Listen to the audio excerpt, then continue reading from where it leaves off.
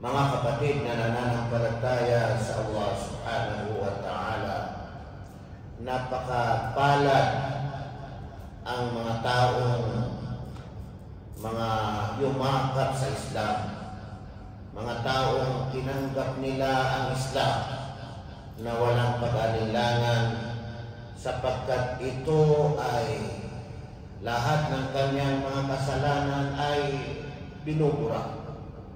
Kasi ang Islam ay binubura niya ang lahat ng mga naunang mga kasalanan. Al-Islamu yahdimu ma kana qablahu o ma qablahu. Ibig sabihin na yung pananampalatayang Islam, anumang mga nagawa mo ng mga nauna ay buburahin ito kung ito ay labag sa pananampalatayang Islam. Kung ikaw ay pumasok sa Islam, kung ikaw ay magbalik loob sa Allah subhanahu wa ta'ala, walang pag-alinlangan. Sapagkat ito ay mapapatunayan natin sa isang sahabi na dumating kay Propeta Muhammad sallallahu alaihi wasallam. Ang kanyang pangalan ay si Abu Tawil. Dumating kay Propeta Muhammad sallallahu alaihi wasallam na tinanong niya si Propeta, "Ara'aita rajulan?" Ano sa tingin mo? Ano sa palagay mo ang isang lalaki? Amila dhunuba kullaha, na gumawa na siya ng lahat ng mga kasalanan. As in, lahat na ng mga kasalanan ay kanyang ginawa. Falam yatruk minha shay'an, at hindi niya iniwan kahit na isa, kahit na kunti. Wa huwa fi dhalika lam yatruk hajatan wala dajatan illa ataha. Sa kanyang katayuan siya ay hindi niya iniiwan hajatan wala dajatan. Ibig sabihin ay kahit na mga maliit na mga pangangailangan, magkakaroon ng mga kasalanan, gagawin niya. At kahit na mga malaking mga pangangailangan, magkakaroon ng kasalanan, gagawin niya. Mga maliit na kasalanan, mga malalaking kasalanan, gagawin niya. Sa ibang papaliwanag nito ay yung mga nagsasagawa ng mga hajj ay hinaharangan niya o kaya pinuputol niya yung mga daan para hindi sila makadaan.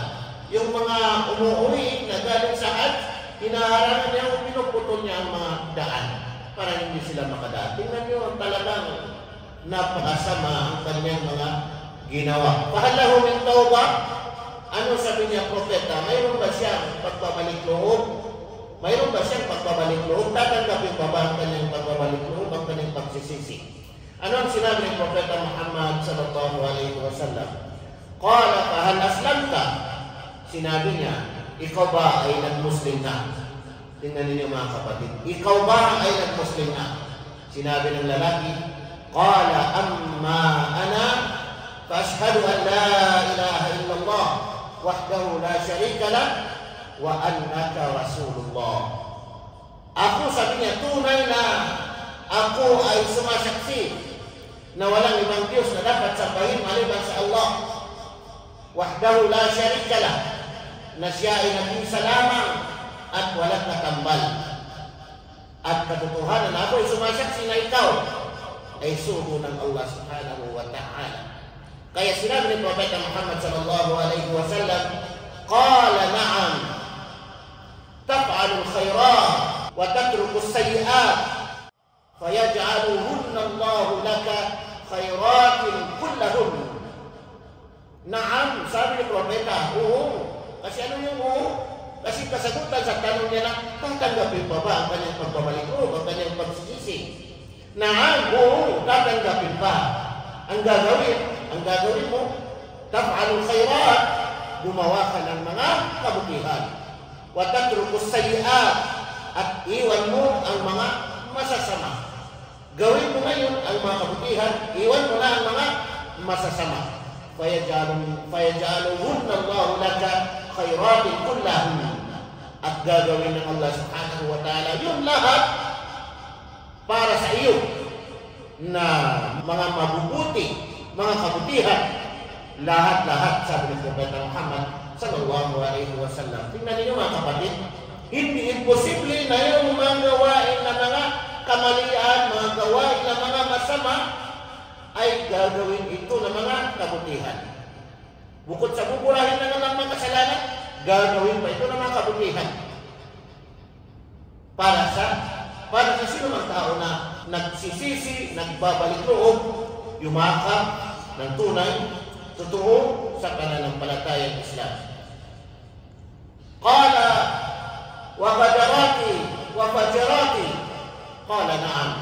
Sinabi ng lalaki, paano yung mga nagawa kong mga paglabag o kaya ay hindi pagtupad sa aking mga kasunduan? Malaking kasalanan din yun. Hindi pagtupad sa mga kasunduan. At paano yung mga nagawa ko ng mga pagsuway, mga fujur, mga talagang napakalaking mga kasalanan laban sa Allah subhanahu wa ta'ala. Qala na'am. Sinabi ng propeta, oo. Ibig sabihin ay tatanggapin din ng Allah subhanahu wa ta'ala, patatawarin ng Allah subhanahu wa ta'ala. Qala Allahu Akbar. Kaya ang sinabi ng lalaki ito, sabi niya, Allahu Akbar. Sinabi niya ang Allah ang pinakadakila. Fama zala yukabbir, hanggang siya ay nagpapatuloy, hindi na tumitigil sa kanyang ibig sabihin pagsasabi ng Allahu Akbar. Hatta tawara, hanggang sa siya ay napapalayo na sa mata ng mga tao, ay patuloy pa rin siya nagsasabi ng Allahu Akbar. Tingnan ninyo mga kapatid na nananampalataya sa Allah subhanahu wa ta'ala. Kaya huwag tayong mawala ng pag-asa. Huwag tayong mawala ng pag-asa sa ating pagbabalik loob sa Allah subhanahu wa ta'ala. At huwag natin sabihin na tayo ay walang kasalanan. Tayo ay walang kamalian. Kasi lahat tayo ay nagkakamali. Lahat tayo ay nagkakasala. Pati nga ang propeta ay nagkakamali. Pero pagdating sa mga malaking kasalanan, sila ay labas na sa pagkakamali. Ibig sabihin ay maksum ang mga propeta. Hindi sila kailanman makagawa ng anumang mga malalaking kasalanan. Pero tayo mga kapatid na nananampalataya sa Allah, lahat tayo ay nagkakamali. Malaki man o maliit ay nagkakamali. Walang sino man sa atin na hindi nagkakamali. Sa isang araw, sa umaga, tayo ay nagkakamali. Sa gabi, tayo ay nagkakamali. Kaya panatilihin natin ang ating pagbabalik loob sa Allah subhanahu wa ta'ala, ang ating pagsisisi sa lahat ng mga nagawa natin ng mga kamalian, sa lahat ng mga nagawa natin ng mga ibig sabihin ng kasalanan, na kung saan ang Allah subhanahu wa ta'ala ay higit na nagpapatawad. Sinabi ng Allah subhanahu wa ta'ala sa banal na Quran, wa inni laghaffarun liman taba wa amana wa amila salihan, liman taba wa amana wa amila salihan thumma ihtada.